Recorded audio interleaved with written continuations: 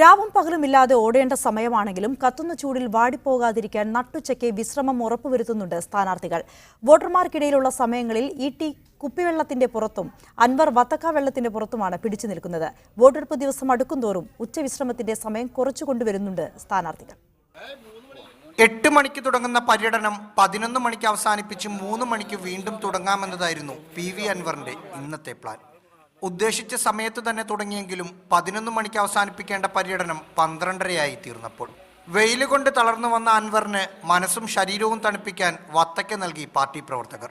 ഭക്ഷണം കഴിഞ്ഞ് വിശ്രമം തുടങ്ങി കുറച്ചു കഴിഞ്ഞപ്പോൾ തന്നെ ആരുമായോ രഹസ്യ സന്ദർശനം നടത്താനുള്ള വിളി വന്നു. അതൊക്കെ ഇതിനിടയിൽ നടക്കും. പരസ്യവും രഹസ്യമൊക്കെ ഇതിനിടയിൽ നടക്കും. അതൊരു മാൻ മാനേജ്മെന്റ് ആണ്. We are doing that. ഇ.ടിയുടെ അടുത്ത് ഓടിയെത്തുമ്പോഴേക്കും ഭക്ഷണം കഴിച്ചു തുടങ്ങിയിരുന്നു.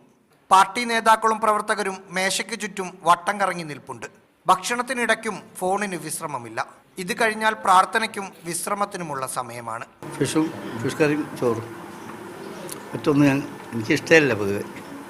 6-ാം തീയതി തുറന്ന ജീപ്പിലുള്ള പര്യടനം തുടങ്ങുന്നത് വരെ വിശ്രമത്തിന് സമയം കിട്ടും. അതിനുശേഷമുള്ള ദിവസങ്ങളിൽ നെട്ടോട്ടം തന്നെയായിരിക്കും സ്ഥാനാർത്ഥികൾ. വിഘ്നേഷ് പെരുവള്ളൂരിനൊപ്പം റാഹിസ് റഷീദ്, മീഡിയ 1, പൊന്നാനി.